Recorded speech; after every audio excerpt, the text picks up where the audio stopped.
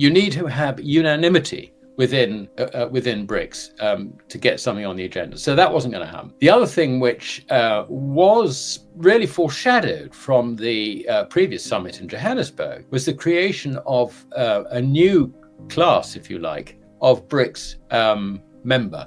Not direct membership, because it becomes too unwieldy, if you like, but more have an interim phase, like, a partner. They call it a partner. I would have thought an associate was a better word in English. But anyway, they have called it a partner. Now, I saw a list of these potential partners leaked, but I haven't seen anything since. If that list is right, then it's actually quite major. The unit never was on the table. I mean, I looked at it, and it was so full of faults, it just wouldn't work.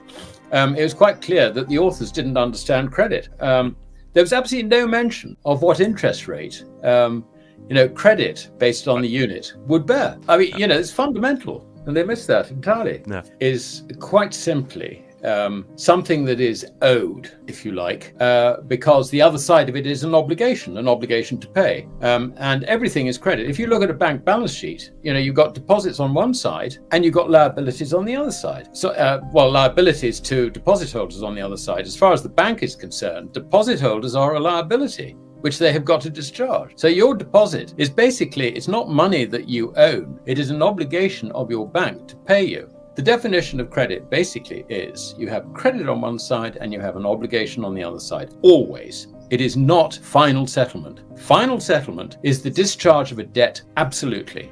And that can only be done with real money, which is gold or silver, depending on what standard you operate on. But going back to the situation with the unit, the problem there is that the authors of this did not understand the way in which money and credit actually works. In a functioning economy, you do not use money at all. Very exceptionally, you might just use money. But I mean, that's as exceptional as using Bitcoin. It doesn't happen. It is always using credit. What happens is that the banks create the credit on the back of, let's say, a gold standard. The credit is guaranteed. The value of the credit is guaranteed by its link to the gold standard, with an additional risk factor for the possibility that the debtor, which in this case is the bank, might not discharge its obligations. So everything is credit. So, these guys who put together the unit, there's no mention of credit. How do they think this works? I mean, this is rather like the idiots in Bitcoin. I mean, they just don't understand how an economy functions and the role of money and credit. Money almost never, credit entirely. The other thing I looked at is I thought I better see who these clowns were who put together this unit thing. And it transpired there are a couple of investment managers. One was a Russian, another was a Chinaman. And you sort of think, well, there's a Russian name, there's a Chinese name, and you think this is put together on, by a committee, if you like, of Russian and Chinese joint governments. I mean, it wasn't. It's just a couple of fund managers speculating. And they didn't know what they're talking about. But, they got all these hairs running, got everybody terribly excited. But, you just had to look a little more deeply to see that the whole thing was actually a farce. So, forget this unit thing. Alasdair Macleod's analysis of the BRICS Economic Alliance, their attempts at creating a unified currency unit, and the fundamentals of credit, currency, and true final settlement assets, gold and silver. Macleod offers a sobering view on the complexities of the BRICS initiative, why their proposed unit currency was fundamentally flawed, and why a growing reliance on precious metals as sound money could be the real long-term solution for countries looking to reduce dependency on the US dollar. Macleod begins with a critical assessment of the BRICS currency unit, a concept that was reportedly discussed but ultimately deemed impractical. From the outset, Macleod saw the unit as an unviable currency proposal, primarily because its authors misunderstood the nature of credit and currency. According to Macleod, any functioning currency requires clear guidelines on credit issuance, including interest rates and obligations. However, the BRICS currency proposal failed to address these crucial aspects, leaving it fundamentally flawed. In Macleod's view, credit is the backbone of any economy, and it operates as a system of reciprocal obligations.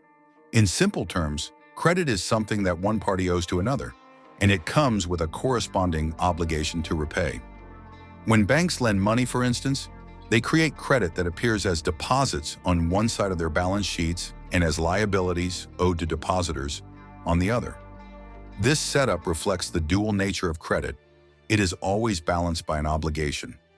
Any currency system must account for this balance, and without clear terms for credit and obligations, the BRICS unit would struggle to function as a credible currency. This is where Macleod sees the importance of final settlement in distinguishing real money from credit-based assets. Unlike credit, which can exist as a promise to pay, final settlement is the discharge of debt and can only be achieved through assets that are universally recognized and accepted as payment, traditionally gold and silver. For thousands of years, these metals have held this unique position as true money because they are not someone else's liability. While paper currency and digital credits function as money in day-to-day transactions, they are fundamentally forms of credit, backed by the promise of the issuing institution, usually a central bank. Only gold and silver provide final settlement without counterparty risk, which makes them invaluable in times of financial instability. The BRICS currency proposal, as Macleod explains, failed to incorporate this fundamental distinction. Instead, it was a speculative idea put together by investment managers, lacking the rigorous structure required for a functioning, stable currency. The absence of clear guidelines around credit and obligations indicated that the proposal's authors did not fully grasp the nature of money and credit in a functioning economy. Macleod even likens this misunderstanding to the naivete surrounding Bitcoin, where proponents often overlook the importance of credit and the role of final settlement assets. While Bitcoin offers some qualities of sound money, it lacks the acceptance and historical recognition of gold and silver as universal settlement assets. Macleod also questions the assumption that BRICS nations, with their diverse economic interests and strategic priorities, could easily unite around a single currency. Creating a unified currency would require absolute consensus among all BRICS members, a significant hurdle given their differing economic policies and objectives. Instead, what's more realistic is the development of an associate or partner class within the BRICS alliance, an idea that was floated during the Johannesburg summit. This would allow countries to collaborate without committing to full membership, which could help BRICS grow without becoming unwieldy. The list of potential partners that surfaced includes countries like Indonesia, Thailand, Malaysia, Vietnam, Nigeria, and Turkey, nations with significant economic influence and strategic importance. This approach, according to Macleod, would enable BRICS to form a loose coalition that aligns interests without enforcing rigid economic policies. However, many of these nations also have complex relationships with the US and Western powers. For instance, Turkey, despite being a NATO member, has shown signs of aligning more closely with BRICS on certain economic fronts, but would still tread cautiously to avoid upsetting its Western allies. You need to have unanimity within BRICS to get something on the agenda. So that wasn't going to happen. The other thing which was really foreshadowed from the previous summit in Johannesburg was the creation of a new class, if you like, of BRICS member, not direct membership because it becomes too unwieldy, if you like, but more have an interim phase, like, a partner. They call it a partner. I would have thought an associate was a better word in English. But anyway, they have called it a partner. Now, I saw a list of these potential partners leaked, but I haven't seen anything since. If that list is right, then it's actually quite major. We see countries like Indonesia, we've got Thailand, we've got Malaysia, we've got Vietnam, which basically China ties up the Chinese diaspora, with a few exceptions like the Philippines, in Southeast Asia. And they're very populous as well. And on top of that, you have got Nigeria, a very populous country with significant GDP, and also Turkey, which is an interesting one because, there is no doubt that Turkey is drifting away. Having been refused entry into the EU, she's drifting away from the Western Alliance, even though she's still a member of NATO, and sees her future more, if you like, as the leading light in the Turkish nations throughout Central Asia. I mean, that goes all the way towards Mongolia. So you can see that from Turkey's point of view, she's playing a strategic game. But again, no one in this wants to upset the Americans unduly. They're getting a little bit of safety in numbers, but the problem with upsetting the Americans is that some of these guys owe money to Americans, and if they don't, they've got dollars. This is perhaps Saudis. One of the reasons why Saudi Arabia hasn't activated her BRICS membership. And the other thing is, of course, the Americans are not beyond organizing regime change with someone they don't like. So on that basis, you find that, there's a lot of caution in this. The other thing which is confirmed, and this shouldn't surprise us, is that China and Russia effectively are using the Shanghai Cooperation Organization and BRICS, if you like, an alternative to the West. And so what she's looking to do is to build her own markets, which are not dollar-centric. Like grains. They also mentioned a precious metals market, for gold, silver, also diamond market. Other metal markets going to follow and all the rest of it. They're replicating the financial system with their own version of the IMF in the New Development Bank and so on and so on and so on. So they are setting up a complete parallel organization. But this is going to take time. I mean, the de-dollarization issue, assuming that events don't intervene, which I believe they will, but let's assume for a moment events are not going to intervene. This is a 30, 40-year project. So, this is not going to be an overnight deal. Anyway, that's the background to BRICS. As we delve further into Alasdair Macleod's analysis, the ambition of the BRICS alliance to create a parallel financial system comes into sharper focus. This initiative is not simply a desire to reduce dependence on the US dollar, but is part of a larger strategic goal to carve out an independent economic path that is less susceptible to Western influence and policies. The potential for this shift is immense, and it could transform the global economic landscape over the coming decades.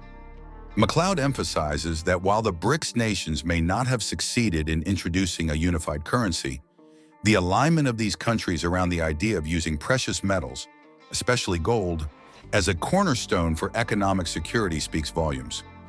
Gold's role as an internationally recognized store of value makes it particularly appealing for countries like China and Russia, which are seeking alternatives to dollar-dominated assets. Their strategy involves building substantial gold reserves, which serve as both a hedge against potential dollar devaluation and as a stabilizing force in a turbulent global economy. An important aspect of this shift is that it represents a reversion to a system that prioritizes tangible assets over credit.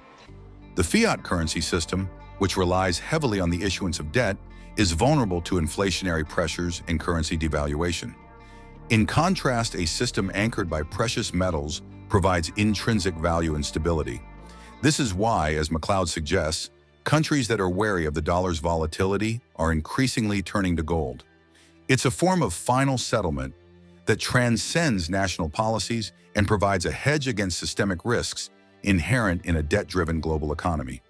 Moreover, Macleod explains that BRICS countries are not only accumulating gold, but are also establishing their own financial infrastructure, including commodity exchanges, to facilitate trade in non-dollar assets. By developing markets for grains, metals, and other resources within their own sphere of influence, BRICS nations are actively reducing the dollar's stranglehold on global trade. These new exchanges, along with institutions like the New Development Bank and an NDB, are part of a comprehensive strategy to build an alternative to Western-dominated institutions like the IMF and the World Bank. Turkey's position in this evolving system adds a layer of complexity. As a NATO member with a historical alignment to the West, Turkey's increasing engagement with BRICS signals a potential shift in its alliances. Turkey has been facing economic challenges, and its exploration of alternative partnerships with countries like Russia and China could be a pragmatic response to its need for economic stability. This pivot suggests that countries traditionally aligned with Western powers may find BRICS' approach attractive, particularly as a counterbalance to the risk posed by dollar dependency. For individual investors, this movement underscores the value of tangible assets in a world where credit systems are increasingly fragile. Precious metals, especially gold and silver, serve as hedges against currency devaluation and inflation, offering security that fiat currencies cannot. As Macleod points out, gold and silver carry no counterparty risk, meaning they don't depend on the solvency or policies of any central bank or government. This characteristic makes them uniquely resilient, especially during times of economic upheaval. The long-term implications of a multipolar financial system go beyond BRICS and could affect global valuations of commodities and currencies. If more countries begin to view the dollar with skepticism and choose to diversify their reserves into gold, the resulting demand could drive significant price increases in precious metals. For investors, this scenario presents an opportunity to gain exposure to assets that are not only appreciating, but are also foundational to the emerging economic order. Macleod's analysis suggests that this gradual de-dollarization process may take decades, but it could be accelerated by unforeseen geopolitical or economic crises. Should such an event occur, nations and investors alike would likely seek refuge in assets with intrinsic value, sparking a rush toward gold and silver. This is a reminder that those who position themselves early in tangible assets stand to benefit most if global financial confidence shifts in favor of precious metals. A crucial takeaway from Macleod's analysis is the importance of foresight in an era marked by uncertainty. Waiting until economic instability becomes obvious to everyone may result in missed opportunities for investors. Precious metals, which have historically preserved value through cycles of inflation, deflation, and even currency collapse, provide a safeguard against such risks. As BRICS nations accumulate gold and silver, individual investors might consider following suit, recognizing these metals as stable stores of value with a proven track record. Furthermore, Macleod's emphasis on the role of final settlement in financial transactions highlights a fundamental truth about gold and silver. They offer a level of security and reliability that fiat currency and digital assets lack. In a world where the value of money is increasingly questioned, tangible assets provide a form of financial insurance that could become invaluable if fiat systems face widespread challenges. By holding assets that are universally recognized and carry no counterparty risk, investors can create a buffer against the potential devaluation of fiat currency. Macleod's assessment of the BRICS strategy also highlights a broader trend toward decentralization in global finance. As these nations work to establish markets and systems outside the traditional Western framework, they are effectively laying the groundwork for a multipolar world where economic power is more distributed. This decentralization could inspire other nations to pursue similar strategies, further eroding the dollar's dominance and enhancing the role of commodities and metals in international finance. For investors, the implications are clear. The time to consider diversification into precious metals may be now, while prices remain accessible and demand is still driven primarily by governments and central banks. The growing interest in precious metals as safe haven assets signals a shift in the mindset of global financial actors. As more investors and nations recognize the limitations of fiat currency and the stability that metals provide, the demand for gold and silver could surge, driving up prices and creating a favorable environment for those who have invested early. In conclusion, Alasdair Macleod's analysis sheds light on the significance of precious metals in a rapidly evolving financial landscape. The BRICS nations' pursuit of a parallel economic system, combined with a growing distrust of fiat currencies, underscores the importance of tangible assets. For individual investors, this shift presents an opportunity to align with a trend that is reshaping global finance and potentially securing wealth in a volatile world. As the BRICS alliance and other nations move toward a multipolar financial order, those who understand the value of gold and silver and act on this knowledge are likely to be best positioned for whatever changes the future may hold. Thank you for joining us in this extended analysis. In a world marked by financial instability and shifting alliances, real assets like gold and silver stand as beacons of stability and security. Stay informed about the latest developments shaping the precious metals markets with regular updates from the Finance Daily team. Not only that, but as a subscriber, you'll also receive timely silver and gold price notifications and early access to groundbreaking news unavailable to the general public. Join our free gold and silver newsletter today, link in the description.